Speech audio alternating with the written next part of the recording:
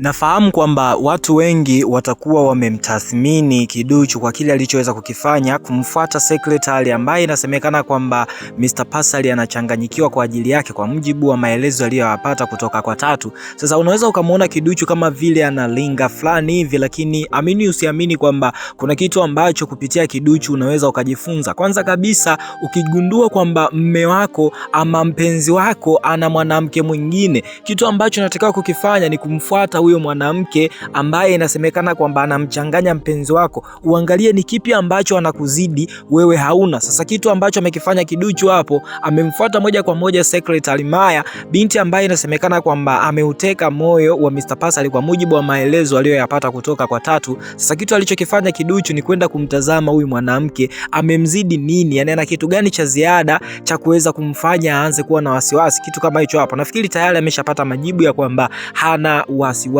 wowote ule, kwa sababu hakuna alichomzidi Maya. Yani kifupi ni kwamba kwa sasa Kiduchu amefanya kitu ambacho ni cha maana sana, kwa sababu angekuwa mtu mwingine, moja kwa moja maamuzi ambayo angeyafanya, angemfuata Mr. Pasali na kumtolea lawama ya kwamba unanichiti, sijui unatoka na mwanamke mwingine. Lakini akili aliyoitumia Kiduchu ni kubwa sana, kwa sababu alichokifanya kabla ya kufanya maamuzi ya kijinga, kwanza akamuone huyo mwanamke ambaye inasemekana kwamba wanashia wote, ni kipi ambacho amemzidi, akajihakikishie, na kitu hicho hapo amekifanya Kiduchu. Sasa nafikiri kwamba wengi mtakuwa wamefurahishwa na hiki kitu, kwa sababu sio kila mtu ama sio kila mwanamke anaweza akafanya kama jinsi ambavyo Kiduchu ameweza kufanya. Lakini tukiachana na hayo yanayoendelea hapo, ni kuombe kwanza uweze kusubscribe kwenye channel hapa ya Nova Films, halafu baada ya hapo tukachambue kuhusiana na kile kinachoendelea kati ya Pasali pamoja na mama yake mzazi. Mama yake mzazi kwa sasa amemchukia sana Kiduchu, kwa sababu Kiduchu kwa sasa ameonekana kumdharau. Yani kiufupi ni kwamba ameonekana kutotii kile ambacho yeye anakihitaji. Sasa wote tumeona ni kwa jinsi gani mama alikuwa akimkera sana Kiduchu, kiasi cha kwamba Kiduchu ameona unyonge sio suluhisho, lazima nimjibu ama nije kama jinsi ambavyo mama mkwe anakuja, kitu kama hicho hapo. Sasa mama mkwe ametafsiri tofauti, na nafikiri kwamba tayari mama mkwe ameshaanza kuhisi kwamba kuna kitu ambacho kinaendelea kati ya Kiduchu na mwanae Pasali, na ndo kitu ambacho hataki kuona kabisa. Yani kifupi ni kwamba hataki kusikia kwamba Kiduchu anaingia kwenye mahusiano na Mr. Pasali, kwa sababu mama anaamini katika zile mila na desturi za kizamani kwamba mtoto mdogo hawezi kuolewa na mtu mzima. Na tukijaribu kuangalia umri wa Mr. Pasali pamoja na Kiduchu, yani wametofautiana umri mrefu sana. Ni kifupi ni kwamba Kiduchu ni mdogo kuliko Mr. Pasali. Sasa hiki kitu mama hawezi kukiafiki hata kidogo, na hii ni kutokana na mila na desturi ambazo alizipitia katika usichana wake kipindi cha nyuma, kwa sababu miaka yake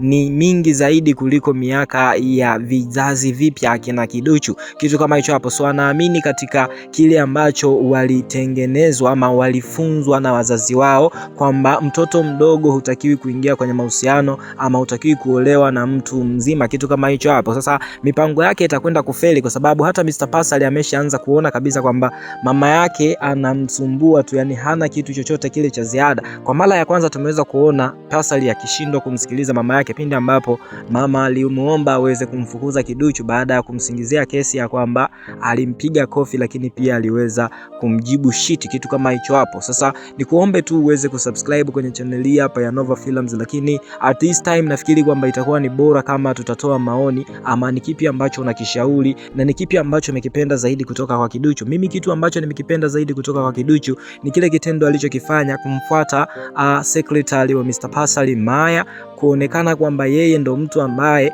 anamtingisha kidogo Mr. Pasali, kwa jinsi ambavyo aliambiwa na Tatu ya kwamba kuna mdada ambaye ana mahusiano na Mr. Pasali. Moja kwa moja Kiduchu akamfuata secretary, nikimaanisha kwamba Maya ofisini, ili aangalie ni kipi ambacho anacho cha ziada cha kumfanya Mr. Pasali asimtazame Kiduchu kwa namna hiyo. Hapo nimeona kabisa kwamba Kiduchu anastahili pongezi, kwa sababu hajafanya maamuzi ya kijinga ambayo yataleta madhara kwenye mahusiano yake ama yatamletea madhara Mr. Pasali.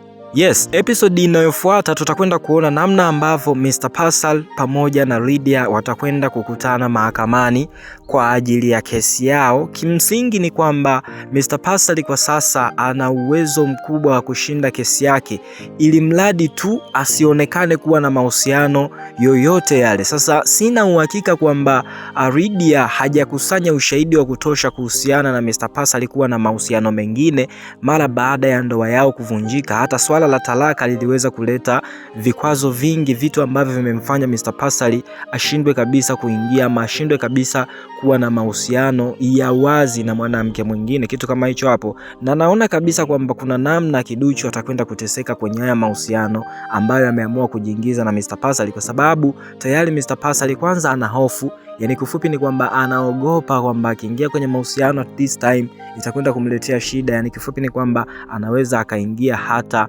rumande, yani anaweza akakamatwa, kwa sababu tayari alishamnyang'anya ama alishamnyima haki zake za msingi aliyekuwa mke wake Lydia. Then what is going to happen in the next episode? Nafikiri kwamba hapa nitakwambia kile ambacho kinakwenda kutokea episode ya 137. Lakini pia kizuri ni kwamba Mr. Kipala kwa sasa anawatreat wake zake kama jinsi ambavyo alikuwa akiwatreat hapo awali.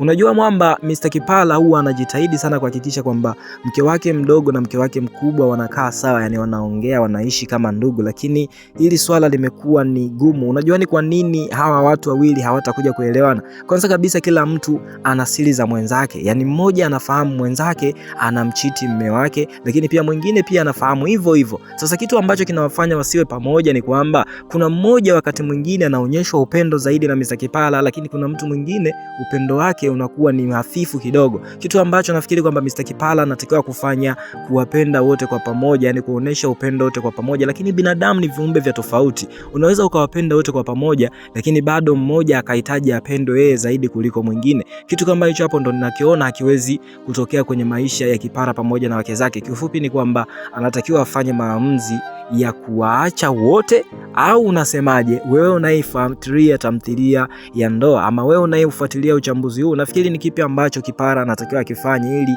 aweze kuishi maisha mazuri, kwa sababu sioni future yake kwenye haya maisha ya ndoa ambayo ameamua kujiingiza, kuwa na wake wawili halafu wote wanamchiti. Ingekuwa ni bora zaidi kama angekuwa na uwezo wa kuwahandle, hata kama akigundua kwamba wanamchiti, mwisho wa siku huwa anaishia kuwasamea, naona ni kawaida. Lakini hili swala linazidi kukua siku hadi siku. Mr. Kipala asipokuwa na uwezo mkubwa wa kufikiria, akagundua kwamba kuna kitu anatakiwa kufanya kwa haki zake, basi atakuja kuishia motoni. Mwisho wa siku atakuja kulea watoto ambao sio watoto wake. Sasa ni kipi ambacho kinakwenda kutokea episode inayofuata? Kama nilivyoweza kukwambia kwamba tayari Lydia na Mr. Pascal watakwenda kuweka suruhisho la yale matatizo yao yanayoendelea. Tutakwenda kumfahamu mshindi wa kesi ambayo ilipelekwa mahakamani na Lydia. Unafikiri ni nani ambaye anakwenda kushinda kwenye hiyo kesi? Mimi nafikiri kwamba Mr. Pascal anakwenda kushinda kwenye hiyo kesi, kwa sababu yeye ana nafasi kubwa ya kile kilichoweza kutokea, kwa sababu yeye ndo aliyeweza kusalitiwa na ushahidi upo.